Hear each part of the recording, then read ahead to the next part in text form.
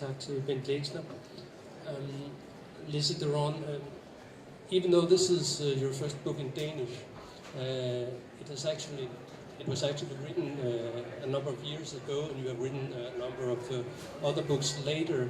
But originally, you didn't plan to be a writer at all. How did that come about? First of all, I want to thank all those people that are standing around. It's very nice. And it was my first Danish lesson. It's interesting to hear the story. It's a personal story, to hear it in a strange language, but I think that it was, for me, very, very moving. And now to your question. Yes, for me being a writer, I'm not sure I'm a writer, I think that I'm a storyteller. It's a kind of an accident. I grew up as an only child to two Holocaust survivors that never told me anything about the past. And in Israel, when you have children and they are around 14, they have to bring to school the story and the history of the family. And my daughter just wanted a good mark, and she asked me to help her in homework. And then I found myself, I was already 40, that I don't know even to tell her when my mother was born. What are the names of my grandma and my grandpa? So she was very upset, and we had a crisis. And as a good mother, I decided to help her at homework. And then I took a break. I was then working on my PhD in Tel Aviv University on cognitive science and theoretical linguistics. And I just took a break for 3 months. And from morning till evening, I just retrieved memories and I wrote them for her. I never thought somebody else will be eager to read it. And by the way, I also was ashamed to deliver my story. And it happened that the teachers were very happy with this story. And my assistant in the university heard that I read something special for my daughter. She asked to read a draft. Then I had no idea that she is also a literature editor, and she sent without permission my homework to publishing house. And after 24 hours, my whole life was changed because I was asked by many, many publishing houses to publish my story. There are really two protagonists in the book. There is Helena, the woman who was also in the chapter that Ben Lexner read, who is the Holocaust survivor who is trying to, on one hand, deal with her memories, but on the other hand, it doesn't really say anything to her daughter, Elizabeth, who is the other protagonist. And most of the book is seen from the point of view of Elizabeth, who is really trying to find out her mother's history, but is never really very successful. And so, one of the points, and that's what I'm really driving at, is the very different attitudes to the world in Israel from a Holocaust survivor like Elizabeth, and the point of view of native Israelis who have very, very different agendas and ways of being. Do you think that is that conflict still an issue even now in the second and third generation? Wow, it's a good question. How much time we have? Yeah. First of all, I think that the Holocaust survivor had one agenda: to continue to survive and to bring their children to a better life. And when I was a child, it was the 50s.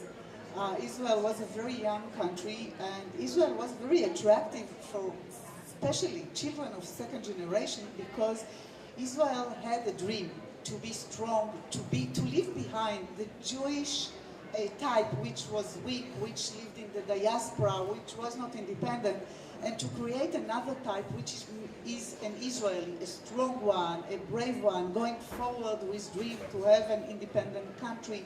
And it was very, very attractive to, I think, not just for the second generation, but for every child to be stronger than his parents. And it was very challenging. And I think also my friends, as sons and daughters of second generation, were children that wanted to escape from those dark holes, from the people that it's not an agenda, but the situation there was living with the trauma, with nightmares, with people that whispers in other languages. And I think that it was then very clear that I go forward and I leave behind my mother with her memories and background. And I think that right now Israel tried to combine the memories and the past and to put it as a part of the everyday life in Israel, and to take the Holocaust as a central issue in the history, not just of the human being in the world, but especially in the Jewish history, and especially to deal it in Israel. The book takes place over several decades, but are you saying that in the early part, in the 1950s and early 60s, that many people in Israel weren't really all that interested in hearing about the Holocaust and the experiences of people like Helena? Neither I must admit, I am an obsessive reader, but I never read Anna Frank or Primo Levi. Books that deals with the Holocaust were out, and I was afraid to touch it, I think. And I never went to a movie that deals with the Holocaust. So for me, Holocaust was an underground issue. And I think that it was probably very difficult to a young child, or even to an elder one. I must admit, until I was 25, 26, I was afraid to hear about the Holocaust, because I knew that my mother was there. And she said that I'm not responsible for what happened to her in the past, so I just should live in the future. And I think that it was like having a Pandora box, which I take it with me everywhere, but till my daughter insists of knowing something about my mother, her grandmother, I never touched the Pandora box.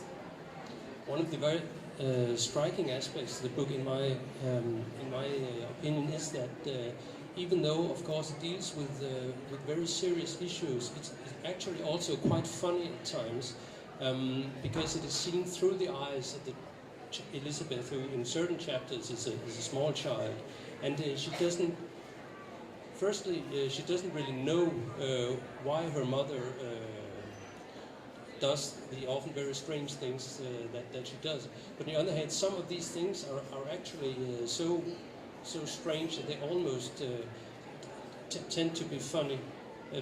Did you feel that way as a child? My mother was very funny, you know. To have a trauma is not losing your sense of humor. And my mother was, I think, in a way, she was really a very funny woman, and she had a kind of way to deal with the Israeli.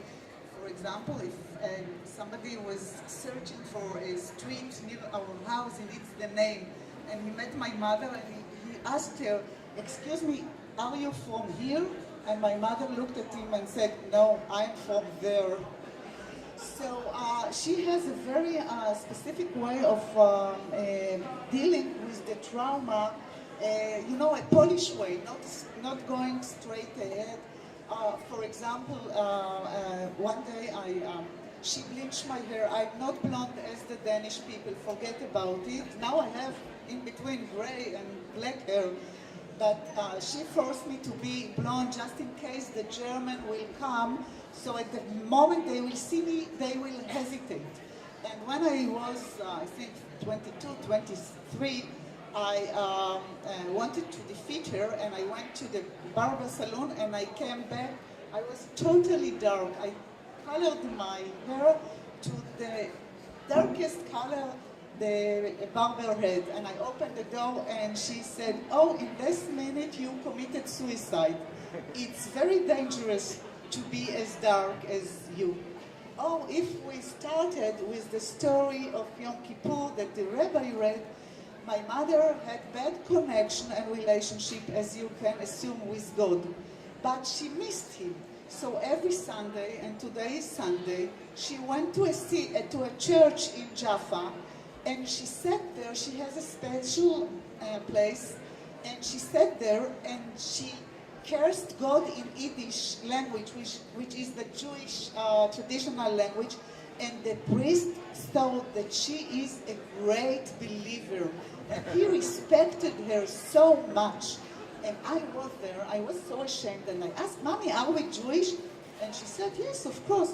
"So why are you going to a church?" I said, God was very tired. He didn't listen to 6 million people in the synagogue.